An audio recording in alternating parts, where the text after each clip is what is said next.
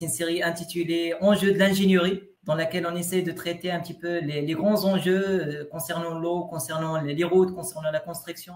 Donc, j'étais chargé principalement des dossiers d'études géotechniques pour des projets routiers et de fondation. J'ai rejoint le même bureau d'études, mais dans le poste de directeur technique. Donc, les données de base auxquelles nous avons été formés dans l'école, ils vont changer du jour au lendemain. Que ce soit, ça commence à l'école, ça commence aux écoles d'ingénieurs ou bien aux universités, mais ça continue durant, on va dire, la lifelong learner. Vous êtes sûr de... Et même si vous êtes du côté maître d'ouvrage ou un responsable de l'administration, vous pouvez bien peser vos planifications d'études, donc, parce que vous l'avez fait avec la main. Vous ne gagnez rien en termes cognitifs et intellectuels. Donc, je n'ai pas ma place. C'est pas pour ça que j'ai fait 5 ans d'études après le bac. Pour le Maroc, il est en grand besoin d'infrastructures routières, que ce soit le volet construction ou bien le volet maintenance. Donc, bonsoir tout le monde, je vous souhaite la bienvenue dans cette série de live avec MIT Academy. Donc, c'est une série intitulée Enjeux de l'ingénierie, dans laquelle on essaie de traiter un petit peu les grands enjeux concernant l'eau, concernant les routes, concernant la construction. Et donc, on va dire que c'est une série qui est dirigée vers les ingénieurs, vers les professionnels, vers les étudiants aussi qui peuvent profiter de l'expérience de plusieurs experts, plusieurs spécialistes qu'on essaie d'interviewer à chaque fois. Et aujourd'hui, Inch'Allah, donc on a avec nous c'est Abdelmalek Tamim. Merci d'avoir accepté cette invitation. Avec plaisir. Désolé, j'étais en mode muet, donc avec plaisir. C'est un honneur pour moi également. Merci beaucoup, c'est Abdelmalek. C'est un plaisir de vous recevoir donc avec MIT Academy, que je rappelle, donc, qui est une société de formation professionnelle. On essaie d'organiser des événements donc, comme celui-là, donc des lives, pour un petit peu faire partager plusieurs connaissances, plusieurs savoir-faire, savoir-penser dans le domaine de l'ingénierie. Aussi, on organise des formations spécifiques à des besoins, donc, que ce soit pour les organismes, les sociétés ou bien pour les individus. Et donc, pour le sujet d'aujourd'hui, c'est les enjeux de l'ingénieur conseil marocain dans le domaine des routes. C'est notre deuxième live. On essaiera un petit peu de discuter sur ce sujet-là, ce sujet donc, qui est très important. C'est un grand enjeu. Les routes, on ne peut pas. Donc, c'est un sujet, on va dire, vital. Et donc, avant d'entrer dans le vif du sujet, Sebmel, qu'est-ce que vous pouvez nous parler un petit peu de votre parcours académique et aussi professionnel afin de, comme on dit toujours, d'inspirer tous ceux qui nous suivent, Inch'Allah. Inch'Allah. Marhaba, Science. Donc, bonsoir tout le monde. Ravi d'être parmi vous dans ce live. Donc, ça commence, donc, si je veux parler de mon parcours académique et professionnel. Donc, ça commence en 2011. C'est l'année d'obtention du diplôme d'ingénieur d'État de l'école Hassaniya Travaux Publics, dans la spécialité génie civil, option infrastructure de transport. Donc, c'est une option qui est spécialisée dans tout ce qui est infra de transport, route, autoroute, aéroport et ainsi de suite. Donc, tout ce qui est relatif au transport. Donc, ma première expérience professionnelle, à part celle des stages, donc là, la première expérience professionnelle, c'était en 2011, vers octobre, novembre 2011. J'ai commencé en tant qu'ingénieur chargé de dossier dans un laboratoire de génie civil. Donc, c'est le laboratoire LCS, laboratoire conseil d'ingénierie sud, donc à Agadir. Donc, j'étais chargé principalement des dossiers d'études géotechniques pour des projets routiers et de fondation à ce moment-là. Donc, on faisait tout ce qui était investigation de sol, les sondages, les essais sur le sol et le calcul que ce soit pour les projets routiers, le calcul des structures de chaussée, et pour les projets de fondation, donc le calcul de la capacité portante et des fondations, le dimensionnement des fondations. Donc, j'y ai passé presque une année. Donc, comme étant que c'était une petite structure, donc une année était suffisante pour boucler la boucle, comme on dit, donc pour voir le maximum de projets qu'on peut voir dans une petite structure. Donc, je peux revenir dessus par la suite dans la discussion, la différence entre travailler dans une petite et une grande structure. Donc, c'est important de souligner ce volet-là. Donc, par la suite, j'ai fait un switch qui était, qu'on peut voir comme une petite erreur professionnelle, mais j'ai appris beaucoup. Donc, j'ai switché vers la fonction publique. Principalement, c'était le ministère des Habous. Donc, dans la délégation d'Agadir, j'étais chargé de tout ce qui est dossier de construction et d'aménagement de mosquées. Donc, normalement, on était recruté pour être nommé des chefs de service, un certain service qui sera service de construction et équipement de mosquées. Donc, c'est un petit ministère d'équipement à l'intérieur de ministère des Habous, donc dans les délégations régionales. Malheureusement, ça a tardé. Ça n'a pas été concrétisé. Donc, il n'y avait pas beaucoup de tâches ou de travail technique à faire. Donc, il y a un certain moment, j'ai décidé de quitter carrément. C'était même pas une démission, c'était un abandon de poste dans la fonction publique. Et ça, on peut en parler aussi, la différence entre travailler dans la fonction publique et dans le privé. Donc, j'ai décidé d'abandonner parce que j'avais un poste au LP2E, donc le laboratoire public d'essais et d'études, comme ingénieur chargé de dossiers, notamment dans les projets routiers. Et donc, j'ai commencé ma carrière de LP2E vers la fin de 2014. Donc, c'est à ce moment-là où j'ai rejoint le centre technique régional du Sud, à Agadir. Donc, j'y ai passé presque 4 ans, entre 2014 et 2018, en tant qu'ingénieur chargé des études et cette fois et du contrôle. Donc, au premier labo, je faisais que les études géotechniques pour les routes et la fondation. Dans LP2E, je me suis spécialisé dans les routes, mais les deux volets. Donc, le volet études géotechniques et le volet contrôle de qualité. Donc, lorsqu'on dit contrôle qualité, un ingénieur chargé de dossier, il est chargé d'un certain nombre de projets pour lesquels il doit suivre la qualité des matériaux et de leur mise en œuvre. Donc, tout ce qui est essai d'agrément, essai d'information, étude de formulation, essai de recettes, expertise, et ainsi de suite. Donc, tout le volet de contrôle qualité, la chaîne de contrôle qualité va avec le projet. En 2008, il y avait les grands chantiers du Sud ont commencé, donc la voie express du Sud a commencé. Donc, j'ai basculé vers un bureau d'études pour le compte duquel j'ai occupé le poste d'ingénieur résident dans un tronçon de la voie express. Notamment, c'était le tronçon Glimim-Zareouila qui faisait à peu près 22 km, donc pour un montant de 178 millions de dirhams pour les travaux. Donc, c'est un chantier qui a duré à peu près 2 ans et demi. Donc, j'étais chargé de l'assistance technique, mais en mode résident. Donc, avec un technicien, on formait une équipe résidente. On était chargé de tout ce qui est contrôle et réception et suivi, attachement des comptes. Donc, toute la maîtrise d'ouvrage déléguée en quelque sorte. Donc, vers la fin de 2020, j'ai rejoint le même bureau d'études, mais sous forme dans le poste de directeur technique. Cette fois-ci, la première expérience avec ce bureau, c'était dans la voie express à Guilmim. Je suis revenu à Agadir pour faire directeur technique du bureau d'études. Donc, j'y ai passé presque entre fin 2020 et fin 2022. Donc, j'ai récemment quitté le bureau d'études Premium Project, ça s'appelle Premium Project.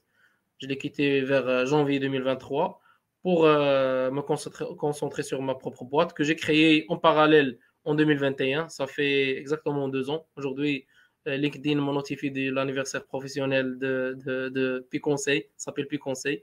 Donc, c'est un bureau que j'ai créé dans l'été 2021 qui a pour vocation principale la formation professionnelle dans le domaine, bien sûr BTP, contrôle qualité, géotechnique et tout, mais aussi le conseil, le consulting, les études techniques, le suivi de chantier et d'autres tâches telles que les audits techniques. Notamment, je profite de l'expérience de LP2E pour faire tout ce qui est audit des PAC, des plans d'assurance qualité et des systèmes de management de la qualité dans les chantiers.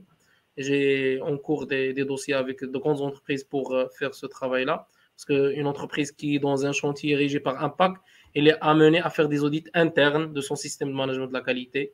Donc à ce moment-là, on fait appel à moi pour faire ce travail. Voilà en gros. Et en parallèle, je n'oublie pas de mentionner la vacation dans l'enseignement. J'aime trop l'enseignement. Donc j'ai fait de l'enseignement dans l'école Hassania au début de l'année académique qui vient de s'achever, donc vers septembre et octobre 2022. J'ai enseigné le cours géotechnique routière. Et j'ai fait le module route dans l'université à Police. C'est une école d'ingénieurs privés à Agadir. Et l'année prochaine, Inch'Allah, je reviendrai à l'université de Police également pour le cours route, mais également cette fois pour un cours sur les fondamentaux du BIM pour les ingénieurs génie civil. Donc voilà, et en parallèle, comme je l'ai dit, je fais des actions de formation avec des entreprises, des administrations. Donc c'est du technique avec de la formation que je fais actuellement. Voilà, j'espère que je n'ai pas été trop long pour décrire cette expérience modeste. Merci beaucoup, Seb. Non, c'était très utile de partager ça avec tous ceux qui nous suivent, parce que c'est bien de partager ces expériences et les structures qu'on a fréquentées. On apprend toujours de là. Et donc, voilà, je rappelle, donc, Seb Massallah, donc, il a, on va dire, un parcours qui est très riche, très long. Et aussi, donc, il a cette vocation de formation qu'on partage entre nous. Donc, il y aura on va dire, des collaborations entre nous avec Sevnak, bien sûr, Inch'Allah, dans des formations. Donc, n'hésitez pas à nous contacter s'il y a des besoins spécifiques. Donc, on annoncera peut-être on va dire on va dire des sujets par la suite. Et aussi, vous pouvez nous contacter avant même si vous avez un besoin spécifique. On peut passer maintenant donc à une deuxième question qui intéresse beaucoup, on va dire, les ingénieurs débutants, peut-être aussi les professionnels. Donc, quels sont les enjeux des routes actuellement, les défis, on va dire, que les ingénieurs doivent relever aujourd'hui? Donc, vous avez donc fréquenté plusieurs projets, par exemple la Voie Express, qui est un grand projet. Donc, vous avez un petit peu une idée sur les défis, peut-être les enjeux qu'il faut relever aujourd'hui. Oui, bien sûr, là, il y a beaucoup d'enjeux. Beaucoup d'enjeux parce que nous vivons, et le Covid, je crois qu'il l'a montré, nous vivons dans une période, dans une nouvelle ère où rien n'est permanent except change, comme ils disent en anglais. Nothing is permanent except of change. Rien n'est permanent. C'est la seule chose qui est permanente, c'est la donnée que tout change. Donc nous vivons dans un monde qui change tout le temps. Donc les données de base auxquelles nous avons été formés dans l'école, ils vont changer du jour au lendemain. Donc on est appelé à être toujours à faire une mise à jour, à être à jour par rapport aux données de l'ingénierie routière. Donc, à mon avis, il y a trois volets qu'on peut traiter dans cette question-là. La première, c'est que, comme je l'ai dit, il faut avoir une veille. Donc, le premier enjeu de l'ingénieur conseil dans les routes, c'est qu'il va avoir une veille par rapport aux nouveautés. Et lorsque je parle de nouveautés, je crois qu'il y a quelques thèmes qui ne sont pas liés uniquement à l'ingénierie routière, mais on va l'y appliquer. La première des choses, c'est la digitalisation. Donc, la digitalisation, c'est un phénomène qui va toucher tous les secteurs. Et si nous ne le sentons pas aujourd'hui dans l'ingénierie marocaine, c'est parce qu'on a malheureusement un écart, un recul par rapport à ce qui se passe ailleurs, mais ça va venir tôt ou tard. Donc, la digitalisation, ça va toucher notre métier. Il faut qu'on s'y prépare. La deuxième des choses, c'est le souci écologique. Donc, si vous suivez un peu les actualités sur LinkedIn notamment et sur les sites spécialisés, il y a ce volet-là du souci écologique. Donc, on essaie, à fur et à mesure que l'industrie mondiale, l'économie mondiale soit la moins polluante possible. Donc, on assiste à ce qu'on appelle la décarbonation des industries, et notamment le BTP. Donc, le BTP, il est un très grand pollueur. Je crois que si j'ai une bonne mémoire, il est responsable de 20% des émissions des gaz à effet de serre dans le monde. Donc, c'est un domaine qui est pointé par les doigts par les écologistes, les instances internationales. Donc, la décarbonation dans le génie civil, elle touche tout ce qui est matériaux. Donc, on assiste à ce qu'on appelle les LCC, les low carbon cement, les bétons bas carbone, le recyclage des matériaux de construction et de déconstruction. Donc, on assiste également à la formulation de nouveaux produits tels que si on veut passer le volet routier, donc la mise en place de nouveaux bitumes, de nouveaux enrobés qui produisent moins de CO2, qui consomment moins d'énergie, qui polluent moins. Les granulats, j'ai parlé bien sûr des bétons. Donc, Et ça, c'est le volet matériaux. Et le volet mise en œuvre, les procédés. Comment mettre en œuvre les matériaux de telle sorte à consommer moins de ressources naturelles, à recycler le maximum, à polluer le moins. Donc, ça, c'est un volet qui va conditionner la façon avec laquelle on va travailler, disons, dans la décennie, la prochaine décennie. Donc, il faut s'y préparer. Donc, j'ai parlé de la digitalisation, de tout ce qui est le souci écologique. Il y a également le souci énergétique. Donc, il touche pratiquement tous les domaines. Donc, avec l'épanouissement et le développement des énergies renouvelables, l'hydrogène vert, l'éolien, le solaire. Donc, on essaye, le génie civil doit suivre les tendances. Notamment, par exemple, on commence à parler d'engins de chantier électriques ou bien hybrides, ou bien qui fonctionnent à l'hydrogène. Donc, et ça commence à se développer. Donc, il faut s'y préparer. Donc, à peu près ça, les volets qu'on peut citer, qui sont les enjeux qu'il faut prendre en considération pour bien préparer une bonne carrière dans le domaine routier. Mais également, il y a tout ce qui est classique. Et je crois que les grands défis qu'on rencontre comme ingénieur routier au Maroc, c'est principalement un souci d'organisation. Donc, on a un problème d'organisation des métiers au Maroc. Donc, il y a surtout au niveau des façons de faire. Donc, il n'y a pas une réglementation très stricte et très claire dans le cheminement, la méthodologie de travailler, que ce soit les études routières, que ce soit le contrôle routier. Malheureusement, on a par exemple des documents de base. Si on parle du CPC marocain, par exemple, maintenant, le cahier des prescriptions communes, avec tous les fascicules qui vont avec, vous serez étonné d'entendre qu'il y a des documents qui remontent aux années 70, qui régissent encore le métier en 2023. Donc, c'est à peu près un demi-siècle de retard que nous accusons. Donc, il y a des documents qui doivent être mis à jour. Heureusement qu'il y a les normes. Donc, les normes, l'IMANOR, auparavant appelé la SNIMASI, l'Institut marocain de normalisation, qui essaye de suivre la vitesse de développement des normes en Europe, essaye de nous importer les normes. Bien sûr, il n'y a pas beaucoup de changements. On essaie d'importer les normes telles quelles. Donc, ces normes-là, elles sont récentes, mais lorsque vous allez travailler dans un chantier, que ce soit études ou suivi, vous êtes en quelque sorte les mains ligotées par un CPC qui date, comme je l'ai dit, des années 70, des années 80, et parfois on assiste à des contradictions. Moi, j'ai relevé personnellement pas mal de contradictions. Par exemple, je peux vous citer un petit exemple. Quelle est la température, puisque nous vivons dans une période de canicule, quelle est la température maximale dans laquelle on peut couler un béton? À cette question, aussi simple qu'elle soit, vous allez trouver pas moins de 2-3 réponses dans des documents éparpillés ça et là. Et vous, en tant qu'ingénieur routier, vous allez être un peu dans l'ambiguïté, dans une situation qui est très difficile. Comment choisir la bonne réponse et ajouter à cela la pratique des choses, comment les gens font les choses. Et chez nous, le how to do, il s'impose parfois plus que ce qui est document, ce qui est scriptural. Donc, il y a ce défi. Je crois qu'au niveau, par exemple, au niveau du CPC, le ministère de l'Équipement, il est en train de faire un grand travail, mais ça a pris beaucoup de temps. Moi, j'ai assisté à des versions initiales de nouveaux CPC en 2016. On est en 2023, donc 7 ans, ça n'a pas encore sorti. Donc, on en a un grand besoin que nous ayons un seul document qui régisse notre métier et auquel on va converger toutes les discussions, tous les différents.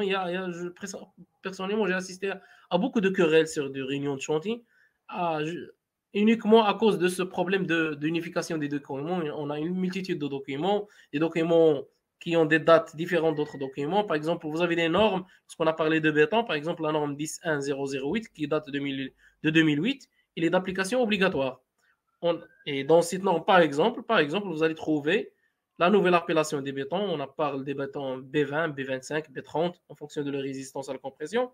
Vous allez trouver actuellement, je peux vous donner des CPS travaux qui contiennent les anciennes appellations B2, B3 et qui ont des résistances caractéristiques différentes de ces résistances-là, et ça pose problème à ce moment-là. Vous voyez, donc il y a toujours de problèmes. Et moi, j'ai parlé du problème des documents pour vous dire parce que c'est c'est un spécimen, c'est un prototype qui vous décrit un peu la situation. Il y a un problème d'organisation du métier, mais ça veut pas dire que les responsables et les professionnels des métiers ils dorment. Non, ils ne dorment pas. Ils font un travail, mais il faut qu'il soit à jour. Donc, je crois que c'est parmi les plus grands enjeux et défis qui entravent un peu le travail d'un ingénieur débutant. Il doit y faire attention, il doit chercher la bonne information au bon endroit. C'est ça le premier grand défi. Ajouter à ça aussi, comme je l'ai dit, les soucis de développement durable, les soucis de la digitalisation et des nouvelles énergies. Voilà. D'accord, donc c'est très clair. Donc par rapport à ça, peut-être on peut poser la question. Donc on a ces défis-là, que ce soit donc, concernant la digitalisation, ou bien les enjeux écologiques, ou bien même les enjeux concernant la documentation, les codes et tout ça. Donc par rapport à un ingénieur, donc qu'est-ce qu'il doit développer comme compétence, par exemple, dans ce domaine des routes, pour faire un métier, donc un bon métier, pour être un bon profil, les compétences que ce soit de base, ou bien les choses peut-être à améliorer, à construire durant le parcours. Voilà. Donc, par rapport aux compétences, moi, je vais dire qu'il y a une compétence de base, qui est la fondation sur laquelle on va construire.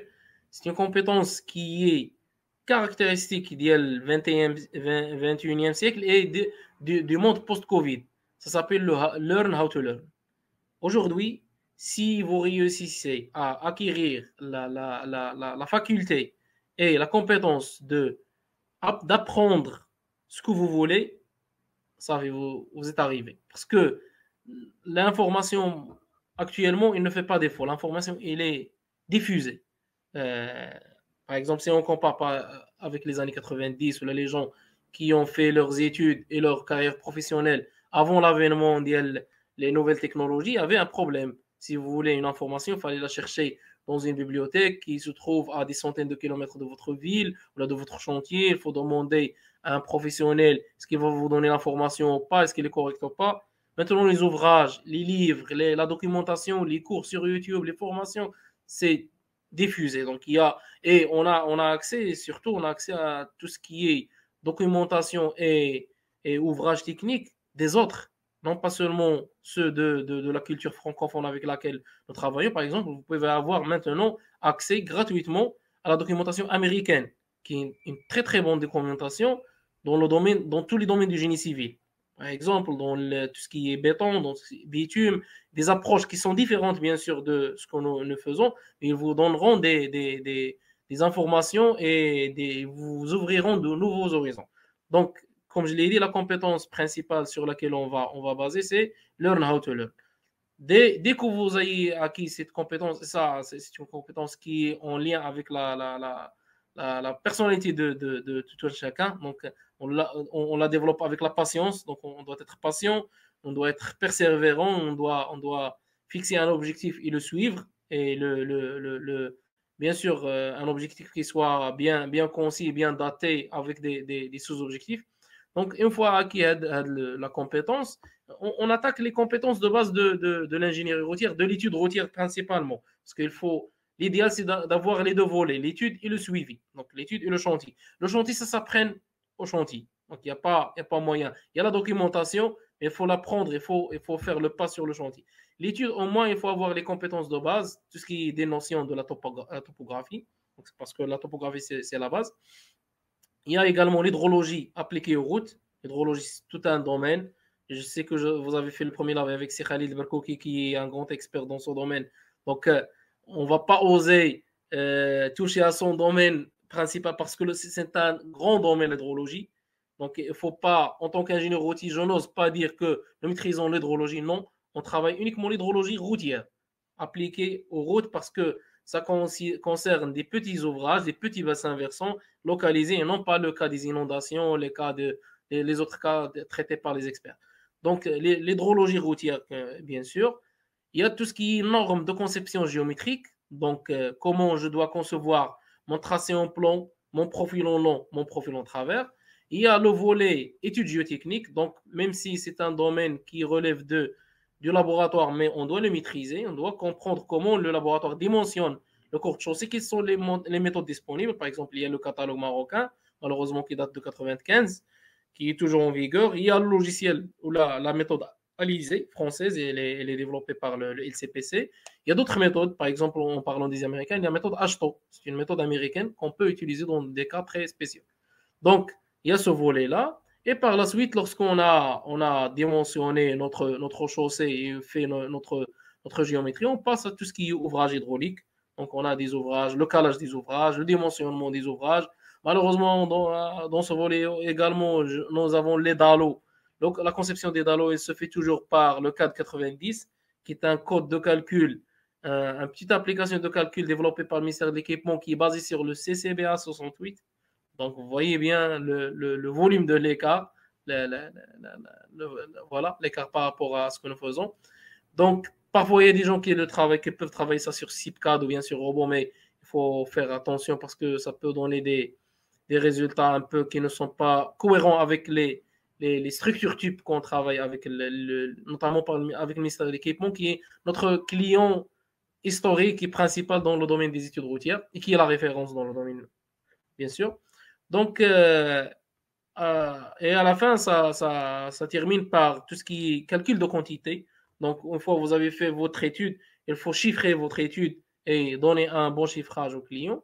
Donc, ça, c'est tout ce qui est étude. Et il y a le volet suivi. Comme je l'ai dit, le volet suivi, moi, j'estime, à partir des expériences modestes que j'ai vécues, que le volet suivi fait tout ce qui est, bien sûr, background technique. Donc, il faut savoir comment faire les contrôles, quelles sont les réceptions qu'il faut faire.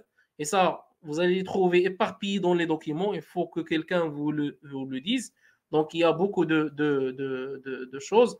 Donc, les réceptions, les contrôles qualité, comment les diriger, les réunions, les attachements, les décomptes. Donc, il y a ce volet-là. Il y a également le volet relationnel qui est très, très important. Moi, j'estime que dans les métiers de suivi de chantier, c'est plus de 50% du relationnel et moins de 50% des techniques. Les techniques, à peu près, c'est 40%, c'est 35%. Le reste, c'est le relationnel. Vous pouvez avoir un très bon background technique, mais si vous ne savez, par exemple, si vous êtes ingénieur résident routier pour le compte d'un maître d'ouvrage, si vous ne savez pas orchestrer entre l'entreprise, le maître d'ouvrage, le laboratoire, le topographe, orchestrer toute cette équipe, vous allez rater votre rendez-vous, même si vous avez un très bon background technique, parce que c'est la façon avec vous communiquez votre message et vous convainquez les gens à adhérer à votre approche. Parce qu'en fin de compte, un ingénieur qui fait le suivi en tant que chef de projet d'un projet routier, il doit avoir une vision sur le projet. Et là, une vision, la vision, bien sûr, c'est la réalisation de son projet dans le minimum de délai, le maximum de qualité, le minimum de coût. Donc, il doit satisfaire les conditions et il doit faire adhérer tout le monde à sa vision. Donc, chacun a ses tendances, chacun a ses intérêts, il doit faire adhérer. Donc, il y a les deux volets qu'il faut développer pour faire une bonne carrière. D'accord, c'est très bien, c'est Melk.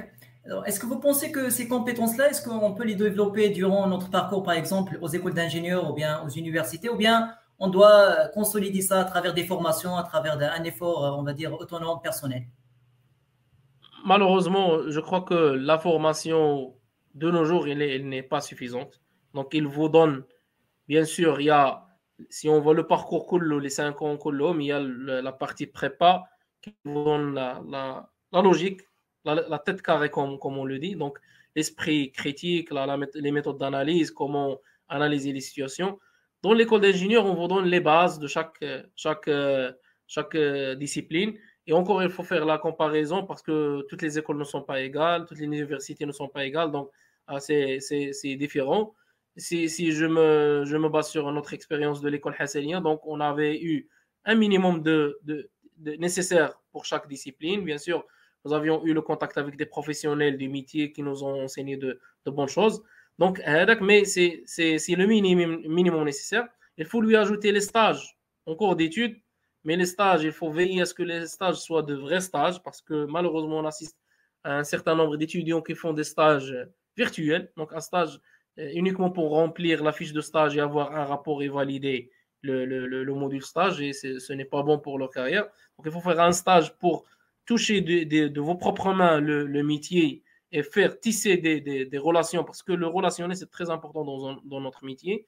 Donc, peut-être un conducteur de travaux que vous allez côtoyer dans votre stage de première année, il sera votre recruteur en année terminale. Donc, il va se souvenir de vous. Et lorsque vous aurez votre diplôme, il va vous appeler est-ce que vous êtes intéressé par un tel ou tel poste. Donc, le relationnel, il est très important dans notre domaine. Également, comme je l'ai dit, les stages, il faut choisir un PFE qui soit très, très bien et très concret et qu'on puisse utiliser comme argument dans nos CV. Lorsqu'on termine cela, il n'y a pas mieux que le terrain pour se former. Et moi, je considère que la première euh, expérience professionnelle, c'est un stage. Faut pas, parce qu'on est frais de l'école, donc il faut se considérer comme un apprenti. Et ça pose un grand problème parfois pour des gens. Et je l'ai vécu ça, je l'ai vu personnellement. Par exemple, vous venez, vous êtes un ingénieur débutant, fraîchement diplômé. On vous donne la responsabilité et on vous donne avec une équipe, par exemple, de techniciens très anciens à gérer. Si vous ne savez pas gérer la relation avec le technicien qui est très ancien, qui est plus expérimenté que vous, avouez-le, c'est plus expérimenté que vous sur son volet, bien sûr. Il n'a pas le volet ingénierie, mais là, son volet à lui-même. Si vous ne tissez pas une bonne relation, vous n'allez pas profiter de son expérience.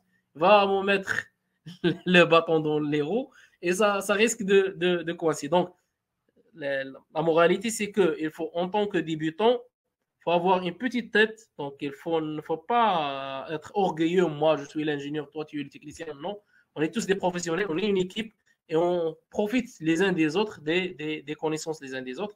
Donc, elle dit que la première expérience va vous permettre de balayer un peu le champ de bataille, si on veut dire. Donc, connaître la cartographie du domaine dans lequel vous évoluez. Et par la suite, bien sûr, tisser encore plus de relations exister. Moi, j'appelle exister dans le domaine professionnel. Parce que tant que vous êtes étudiant, vous n'existez pas dans le monde professionnel. On ne vous connaît pas. Vous allez créer votre identité et on va vous connaître et vous allez tisser les relations. Et à ce moment-là, vous allez commencer à discerner entre les différentes disciplines, les différents types de postes et vous pouvez choisir une vocation ou un type de travail qui va vous intéresser par la suite. Et bien sûr, je n'oublie pas que en parallèle avec celui-là, la formation professionnelle continue, elle est très, très importante, que ce soit des formations qu'on va faire d'autres ou bien des auto-formations. Et il ne faut pas arrêter de lire. Il y a beaucoup de ressources, il y a beaucoup de sites, beaucoup d'offres de formation. Il ne faut pas arrêter, il ne faut pas, je dis toujours les étudiants, essayez de convertir votre temps Facebook à un temps de lecture et de formation, vous allez trouver des merveilles. Ouais, c'est un message très clair, Seb Melk. Donc, on va dire, il y a plusieurs volets donc, qui vont nous aider pour, on va dire, tissu ces compétences-là, que ce soit, ça commence à l'école, ça commence aux écoles d'ingénieurs ou bien aux universités, mais ça continue durant, on va dire, le life long learner.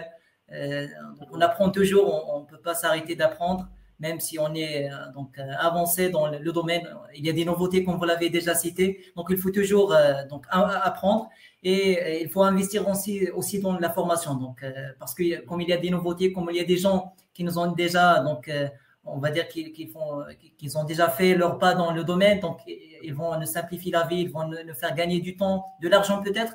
Et donc, vaut mieux investir dans ce domaine de formation, de lecture, d'auto-formation. Donc, voilà, pour un petit peu faire un bon profil dans l'ingénierie routière. Maintenant, c'est Melk. D'ailleurs, donc, pour on va dire, tous ceux qui nous suivent, donc, vous pouvez poser vos questions. À la fin, on va essayer d'y répondre. Donc, en continuant ce live, vous pouvez déjà écrire on va dire, vos questions pour qu'ils soient prêts pour qu'on peut y répondre, Inch'Allah. C'est une question qu'on pose toujours donc, par rapport au logiciel, même si ce n'est pas, on va dire, l'élément le plus important dans le process, mais on pose toujours cette question, quels sont les logiciels les plus utilisés peut-être dans ce cas, pour ce live, dans le domaine du route? Pour le logiciel, il y a tout ce qui est de base. Donc, dans la conception routière, on parle au début de PIST. Donc, PIST, qui est un programme développé par les Français, c'est pour la conception géométrique des routes. Donc, ça, PIST, il a l'avantage d'être, il a l'inconvénient d'être ancien, mais il a l'avantage d'être, comment dire, il est instructif. Il est simple et instructif. Donc, si vous le suivez, donc vous comprenez, parce qu'on va parler d'autres choses par la suite, si vous suivez, vous travaillez sur piste, donc les étapes, elles sont décrites et vous sentez que vous faites un travail méthodique. Donc, vous commencez par, vous importez votre levé terrain, vous le triangulez, vous passez votre tracé en plan, vous faites vos profils. Donc, c'est un travail vous voyez les étapes l'une après les autres, après l'autre. Donc, il y a le logiciel piste, bien sûr. Il y a Covadis, donc c'est un classique. Covadis, donc il y a également, il ressemble un peu à piste, mais il a l'avantage d'être plus ergonomique et il s'exécute à l'intérieur d'AutoCAD. Donc c'est plus graphique. Vous avez plus de graphique, vous manipulez plus la souris que le clavier parce que dans piste, vous tapez plus de commandes que la souris. Donc, Covadis, c'est plus facile pour dire, mais moi je préfère quelqu'un qui va commencer par piste pour bien cerner les choses et par la suite travailler sur Covadis parce que c'est plus facile. Et Covadis, à l'intérieur de Covadis, vous allez trouver AutoPiste qui est un module qui permet de la communication entre piste et Covadis. Donc, vous pouvez commencer votre étude dans piste et par la suite continuer et finir dans Covadis. Donc, il y a également, ce sont les logiciels que j'ai eu l'occasion de manipuler. Il y a également Monsura que je n'ai pas manipulé, mais je connais beaucoup de gens qui travaillent avec. Et ça paraît que c'est un logiciel très puissant. Monsura, et il y a également le nouveau, c'est AutoCAD Civil 3D, qui essaie de faire tout. Donc, Civil 3D, ça c'est très puissant. C'est comme son le nom l'indique, c'est du 3D et ça intègre le volet BIM. Donc, même on va décider les dernières versions et ils essaient de communiquer avec le logiciel BIM. En parlant de BIM, il y a Autodesk InfraWorks. InfraWorks, c'est l'équivalent de Revit dans le route, mais c'est vraiment du BIM. Donc, il vous permet de travailler le projet en 3D et en collaboratif. Et donc, c'est plus intéressant. Mais il faut faire les bases d'abord, les bases, donc la conception en 2D, la conception classique pour pouvoir passer le volet. Concernant la conception géométrique et routière, il y a tout ce qui est, comme je l'ai dit, Alizé et le CPC pour le dimensionnement des courtes chaussées, c'est très intéressant comme logiciel. Il y a également CAD 90, c'est un outil un peu archaïque pour le calcul de structure des dallos. Mais vous pouvez le faire sur SIP, notamment le module SIPCAD. Donc SIPCAD, c'est plus facile, c'est plus ergonomique, mais il faut faire attention aux sorties parce que ça peut ne pas être compatible, comme je l'ai dit, avec les plans types avec lesquels on travaille avec le ministère de l'Équipement. Il y a également, on peut faire recours dans l'hydrologie, par exemple à Écrase parfois, même si c'est un logiciel d'hydrologie, mais on peut l'utiliser dans nos études routières, notamment le volet hydrologie. Il y a tout ce qui est SIG, Global Mapper, il y a ArcGIS, donc vous pouvez, notamment Global Mapper, on l'utilise assez souvent. Donc il y a de la panoplie de logiciels qu'on peut prendre dès l'école. On peut commencer déjà à l'école à manipuler. Pour que, moi, je crois que les logiciels, normalement, c'est l'affaire des projeteurs. Donc le logiciel, celui qui est en contact permanent avec le logiciel, c'est le projeteur, donc le technicien. Mais c'est lorsque l'ingénieur puisse manipuler le logiciel aisément, surtout au début de sa carrière. Parce que ça va vous permettre de voir quelques trucs, quelques détails que vous allez régler en faisant la communication entre l'exécution et l'étude. Ça, c'est de 1. La deuxième des choses la plus importante, c'est que vous soyez en mesure de quantifier les tâches. Si vous donnez une étude à un technicien, un projeteur, vous savez très bien combien ça va lui prendre de temps de faire, par exemple, une étude de 5 km dans un topographie vallonnée ou la montagneuse. Donc, et personne ne va vous dire donnez-moi 3 mois pour une étude qui va lui prendre 5 jours. Vous êtes sûr et même si vous êtes du côté maître d'ouvrage ou un responsable de l'administration, vous pouvez bien peser vos planifications d'études, donc, parce que vous l'avez fait avec la main, et ça permet de voir les choses de plus près.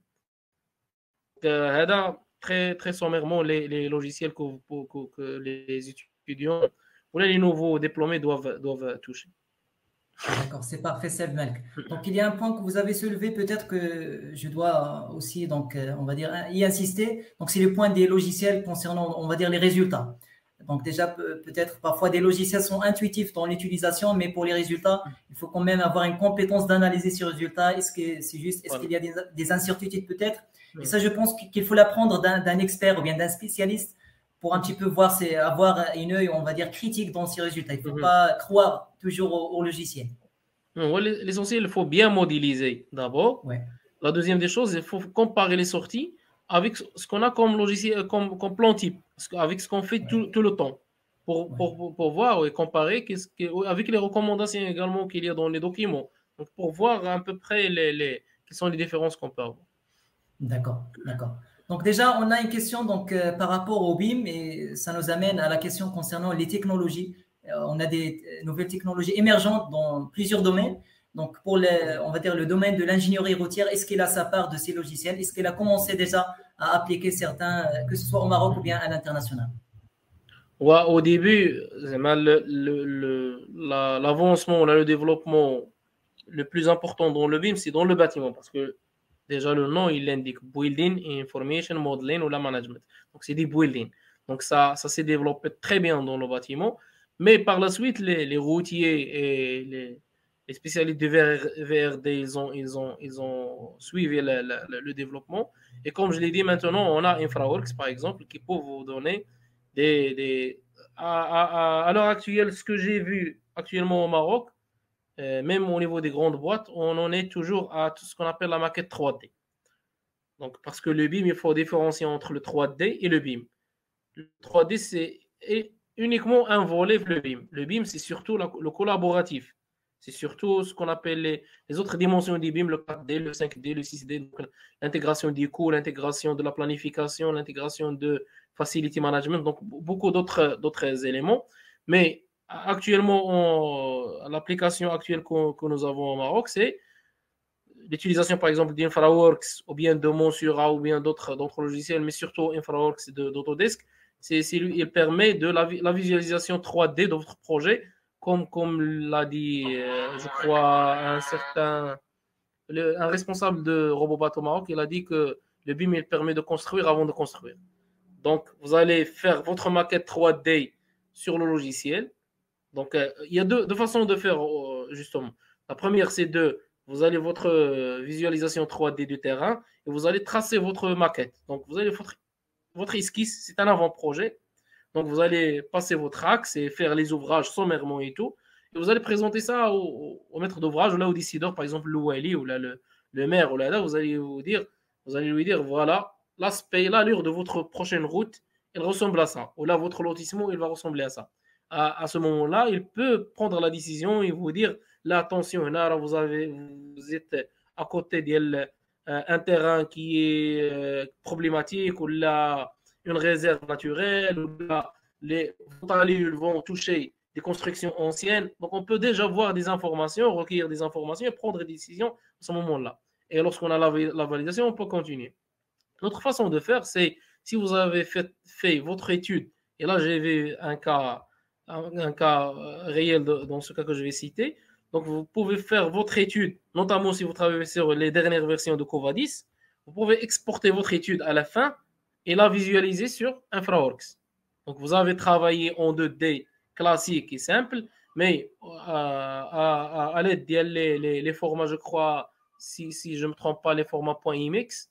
Donc il y a des formats de fichiers qui permettent la communication entre Covadis et InfraWorks. Vous allez importer votre projet et le visualiser. Et dans l'exemple que j'ai dit, donc on a assisté par exemple à une étude qui a été faite et lorsqu'on visualise la route, il y a une section où on ne voit pas les talus. Il n'y a pas les talus. Ça montre que dans cette section, les talus n'ont pas été calculés par Covadis, donc ils n'ont pas été pris en considération dans le calcul de quantité. Donc il faut revoir, réviser notre quantitatif de terrassement et comme ça fait de grandes hauteurs, donc ce sont de grands volumes qui risquent d'être ratés dans le calcul. Par exemple, comme je l'ai dit, vous pouvez visualiser avec votre projet que l'entrée en terre, ce qu'on appelle l'entrée en terre, c'est-à-dire l'intersection entre le talus de la route et le terrain naturel, il touche par exemple une construction ou là, un pylône de très haute tension ou là autre chose. Donc, par exemple, vous pouvez voir que votre remblai il déborde sur un mur, ou là, une construction, ou là, un cours d'eau, ou là, autre chose. Donc, ça permet de rectifier, de retourner dans votre étude et rectifier. Donc, le BIM, il est de plus en plus utilisé, de plus en plus demandé. Donc, et ça va s'accélérer parce que c'est le même schéma, ça s'est accéléré dans le bâtiment, dans les routes, ça va. Mais moi, je crois que la puissance du BIM, c'est ce qu'on appelle le collaboratif. Donc, ça permet aux différentes entités de travailler sur le même projet, dans la même plateforme, dans le cloud, et la modification qu'un élément fait, elle est visible par les autres éléments. Par exemple, le cas classique du bâtiment, il y a vous avez votre plan archi, et donc l'architecte et le plan structure. L'architecte, il décide par exemple de déplacer un poteau, et c'est visible pour l'ingénieur structure qui peut objecter ou là, qui peut recalculer sa structure en fonction de ce que l'architecte a fait. Et ainsi de suite. Ça permet également ce qu'on appelle clash detection, donc la détection des clashs entre les réseaux et la structure. Même les routes, on peut l'utiliser. Par exemple, vous allez faire votre route ou votre assainissement, où vous allez voir si vous avez les réseaux existants et sont relevés. Donc, vous pouvez voir si votre assainissement il va heurter le réseau électrique ou l'eau potable, ou quel que soit le réseau existant. Donc, c'est très important et il faut s'y préparer parce que ça va se développer par la suite.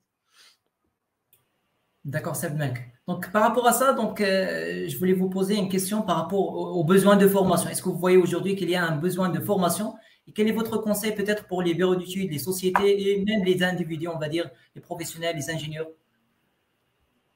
La formation, c'est malheureusement au Maroc, je crois qu'on n'a pas encore. C'est différent. Il y a différents niveaux de prise de conscience de l'importance de la formation. Les gens conçoivent encore que la formation, c'est un gâchis, c'est une perte, alors que ce ne l'est pas. Et moi, je l'ai vécu lorsqu'on était au LP2E. Il y avait un très, très, très bon plan de formation. On en profitait très fréquemment. Et donc, rien que pour un âge, je l'ai vécu en tant que salarié, rien que cette opportunité de donner aux salariés, par exemple, vous avez un ingénieur ou un technicien, un salarié ou une équipe, vous dites que vous avez chaque mois, chaque fin du mois, je vais vous consacrer 2 jours, par exemple, de formation. Je vais amener un expert, ou là, vous allez vous déplacer chez un cabinet ou là, et vous allez arrêter de travailler et vous concentrer sur la formation. Rien que casser la routine du travail, ça permet, ça crée chez le salarié le sentiment que tiens, le patron ou le gérant il s'intéresse à moi, à mon épanouissement, à mon développement. Et donc, ça crée une boucle positive. Donc, le salarié, il est motivé encore plus, il donne encore plus et il apprend plus parce que, surtout chez les ingénieurs, on constate toujours le cas, l'ingénieur, lorsqu'il sent qu'il n'apprend pas, qu'il n'est pas sollicité, que sa tête ne travaille pas, il quitte. Et c'est le cas que j'ai fait lorsque j'étais dans la fonction publique. J'ai senti que je n'apporte rien, je ne gagne rien en termes cognitifs et intellectuels. Donc, je n'ai pas ma place. C'est pas pour ça que j'ai fait 5 ans d'études après le bac. Je ne suis pas une secrétaire, ou là, avec tout le respect, c'est pas péjoratif, mais on m'a formé pour faire un travail, il faut le faire. Donc, les cadres, ils aiment être formés. Il faut que leurs patrons, il faut que les gérants d'entreprise aient le réflexe de. Alors, la formation, c'est un investissement. Et là, c'est un investissement très rentable. Déjà, comme je l'ai dit, le sentiment positif que ça crée chez le salarié. Et de deux, vous êtes sûr que votre salarié, il est toujours il est à jour, il suit les tendances, donc il peut produire mieux, il peut avoir un regard critique sur ce que font les gens, et il est apprécié comme justement membre de votre société ou de votre organisme. Donc, j'appelle les entreprises ou les bureaux d'études à ne pas négliger ça, et ça coûte 3 fois rien déjà. Il y a également des plans remboursés par l'OFPPT dans le cadre de ce qu'on appelle les contrats spéciaux de formation et la GIAK et tout ça. Et il y a les statistiques montrent que très très peu de gens profitent de l'ADA. Chaque entreprise qui cotise à la CNSS, elle a droit à être remboursée à hauteur de 70%, même les frais de formation, à condition que ça soit bien planifié.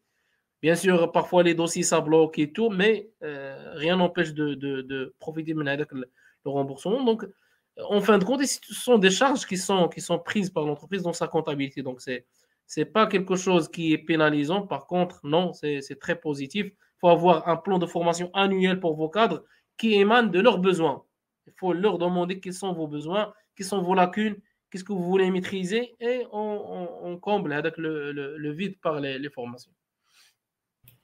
D'accord, c'est très bien, c'est Abnelk. Donc déjà, on peut revenir sur une question que peut-être vous avez citée sur on va dire le public, le privé, grande structure, petite structure. Donc on va dire une réponse un petit peu concise sur ce sujet-là. Voilà. Je commence par le deuxième. C'est très Ouais, intéressant. La question des petites structures, grandes structures, il faut faire la ouais, différence. Parfois, les ingénieurs débutants, ils négligent ou là, ils sous-estiment la valeur ou l'opportunité de travailler dans une petite structure. Une petite structure, l'avantage, c'est qu'on a accès à toute la chaîne. Si vous êtes ingénieur dans un petit bureau d'études, un petit laboratoire, vous voyez le travail, même la phase de soumission à l'appel d'offres, jusqu'à l'ordre de service notifiant l'approbation, jusqu'à déjà vous allez être amené à préparer physiquement le dossier, donc je nomme les pièces qui un dossier d'un appel d'offres, comment remplir ou là, comment soumissionner, quel montant je dois viser pour un tel ou un tel appel d'offres, de l'analyse. C'est une analyse commerciale, c'est pas de l'ingénierie, génie civil, c'est du commercial. Quand j'ai un certain nombre de concurrents et je sais qu'ils vont pratiquer tel ou tel prix, comment gagner à de l'appel d'offres, et quelles sont mes marges dans l'appel d'offres. Déjà, comme je l'ai dit, préparer le dossier. Par la suite, vous allez recevoir des ordres de service qui notifient l'approbation, le commencement, comment gérer avec les autres services vis-à-vis de le maître d'ouvrage. Et à ce moment-là, vous devez faire appel déjà le décret des marchés publics et CCAG EMO, études et maîtrise d'ouvrage. Parfois, CCAG travaux, si vous suivez ou là, vous supervisez un marché de travaux. Et tout avec la chaîne, la partie secrétariat, la partie fournisseur, sous-traitant, topographie, laboratoire. Donc, et même la comptabilité, si vous avez la main sur la comptabilité. Donc, dans une petite structure, vous êtes un mini patron. Même si vous êtes un ingénieur débutant, par exemple, vous voyez toute la chaîne, de sorte que si vous sortez après une bonne expérience, vous êtes apte à fonder votre boîte facilement et la gérer facilement. Par contre, si vous êtes une grande... C'est l'avantage. L'inconvénient, c'est que vous travaillez sur des petits projets qui ne vont pas vous permettre de développer votre intellectuel rapidement. À ce moment-là, il faut faire le balance. Il faut faire la part des choses. Est-ce que moi, je vise un poste de salariat qui soit un très bon poste de salariat? À ce moment-là, je vise les grandes structures dans lesquelles je vais faire une seule tâche ou un seul volet, mais sur de grands projets, des méga projets. À ce moment-là, je vais devenir une référence dans mon domaine, mais les grands projets, mais uniquement faire le volet. Parce que les grandes structures ne permettent pas souvent le déplacement de voir toute la chaîne. Vous allez voir un seul volet. Ou bien est-ce que je vise par la suite de créer ma propre boîte, de travailler pour mon propre compte? À ce moment-là, il faut faire balayer avec travailler la petite structure pour voir le chemin. D'un côté.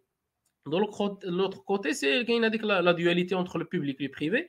Moi, personnellement, il ne faut pas le prendre au péjoratif. Je crois que la situation actuelle de l'administration au Maroc ne permet pas l'épanouissement des ingénieurs.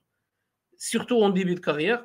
Si vous voulez faire bonne carrière, il faut viser le privé. Au moins essayer, parce que ce n'est pas donné à tout le monde, mais au moins ne commencez pas la première expérience. Le public, c'est mauvais. Parce que déjà, le fonctionnement de l'administration, il vaut ligote les mains.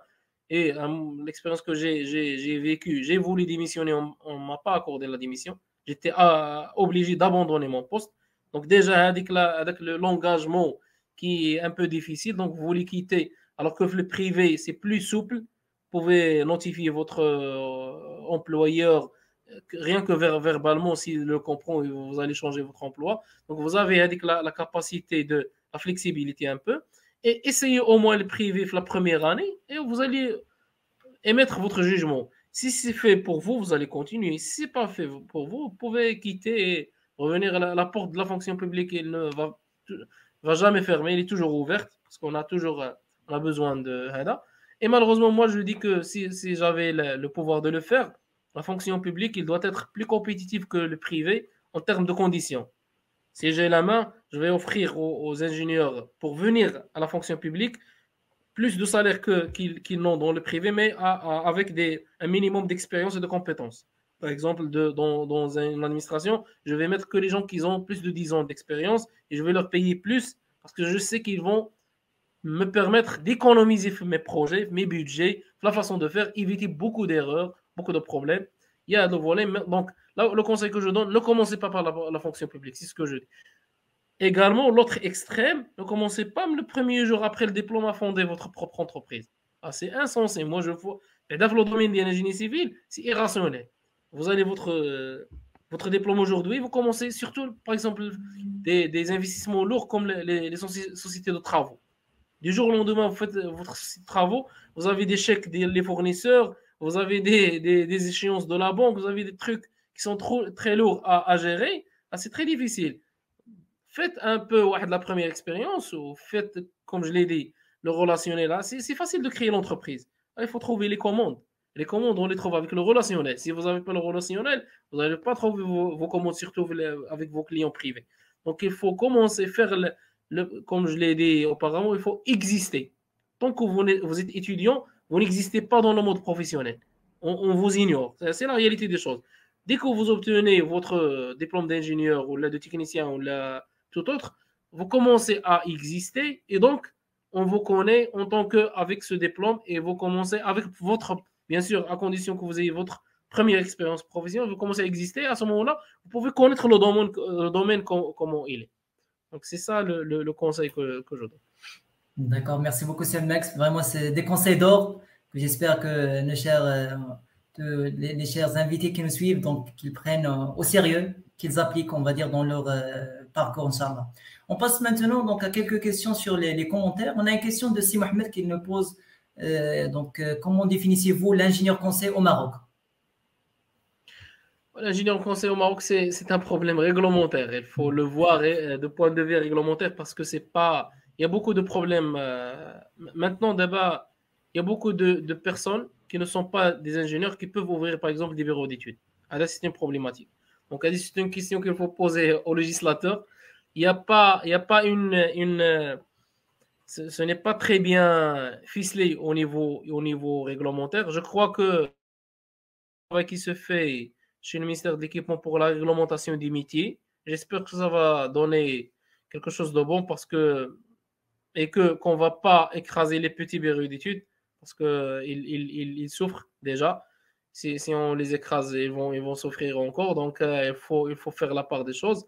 Mais l'ingénieur de conseil, là, le jargon, on le considère, c'est l'ingénieur qui fait les études et les suivis. Donc, c'est ça l'ingénieur conseil dans le jargon professionnel au Maroc. Donc, la pratique des choses. Mais est-ce qu'il est défini dans un texte réglementaire ou sinon quelles sont les conditions, quels sont les diplômes, quelles sont la formation qu'il doit suivre? Non, malheureusement, il n'y a pas, à ma connaissance, il n'y a pas un texte très clair. Mais ce qu'on entend communément entre nous, entre professionnels comme ingénieur conseil, c'est l'ingénieur qui fait les études et les suivis, donc qui apporte sa matière grise pour la réalisation des projets. Donc, ce n'est pas un entrepreneur, ce n'est pas un maître d'ouvrage, ce n'est pas un architecte, c'est un ingénieur conseil, donc qui fournit son savoir-faire, que ce soit dans le volet études ou bien dans le volet suivi des projets. D'accord. Une autre question donc, par rapport au BIM, donc je pense que déjà on a déjà répondu à cette question. Une deuxième partie, c'est par rapport aux projets futurs dans le domaine des routes. Est-ce qu'il y a pour la stratégie du Maroc, par exemple? Ouais, les projets futurs, il y a toujours tout ce qui est réseau autoroutier en cours de construction. Je crois que on peut consulter sur le site du ministère d'équipement et de l'eau. Il y a il y a même, ils ont même publié le plan de passation des marchés pour l'année 2023, par exemple. Donc, vous pouvez voir tous les projets et les investissements qui ont été programmés. Donc, il y a des autoroutes qui seront construites. Il y a la maintenance des autoroutes actuelles. Il y a le développement des réseaux routiers classés, donc les routes nationales, régionales et provinciales. Il y a également d'autres projets, autres routiers, bien sûr, les projets de barrage, les projets il y a l'infrastructure aéronautique qui sera bien développée dans beaucoup d'aéroports du royaume. Donc, c'est toujours ça. Et la voie express, elle continue toujours. Et elle est en achèvement, je crois. Je crois qu'ils ont atteint un taux d'avancement qui frôle les 80%, sinon plus. Donc, ça va être incessamment terminé. Mais surtout, il y a des axes autoroutiers nouveaux, tels que, je crois, l'axe Nador-Guersif. On parle de la voie express ou bien l'autoroute, je ne sais pas encore, Marrakech-Bni Mellal. Il y a des discussions là-dessus. Donc, il y a toujours le Maroc, il est en grand besoin d'infrastructures routières, que ce soit le volet construction ou bien le volet maintenance. Donc, il y a Hada. Et il y a également Hada, c'est le réseau routier classique, il y a le réseau routier non classique, qui est un très grand patrimoine de routes géré par les communes, les provinces. Maintenant, les agences régionales d'exécution de projets commencent eux aussi à construire, à gérer leur réseau routier. Donc, c'est un patrimoine routier qu'il faut construire et entretenir. Donc, c'est ça en général les projets. Il y a bien sûr les ouvrages d'art qui sont construits tout le temps. Donc, c'est du classique. Il n'y a pas vraiment de nouveauté, mais parce que la densité du réseau routier, il est un peu faible. Donc, on a beaucoup à construire, beaucoup à entretenir. D'accord, donc ça c'était la question de C. Badruddin. Donc beaucoup de projets, mais il faut s'y préparer quand même. Une dernière question de C. Mohamed, donc il nous pose donc une question sur, on va dire, il demande un aperçu sur les ouvrages d'art. Bon, les ouvrages, je ne suis pas ouvragiste pour vous être honnête, Oui. donc je suis routier plus qu'ouvragiste, mais les ouvrages d'art, c'est les ponts. Il y a donc les ouvrages d'art classiques que nous traitons dans nos études routières.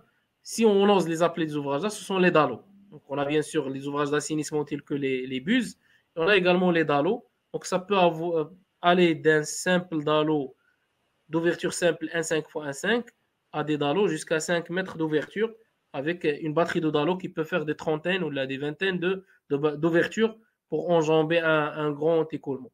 Et aussi, il y a donc à côté de cela, il y a des spécialistes des ouvrages donc, qui vont construire des ouvrages d'art.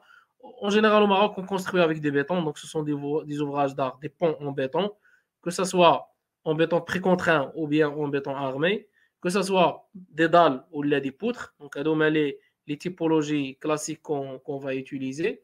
Il y a des ponts spéciaux, mais c'est des cas très rares, tels que par exemple les ponts au bonnet à Casa ou la Araba, donc ce sont des ponts à haubon.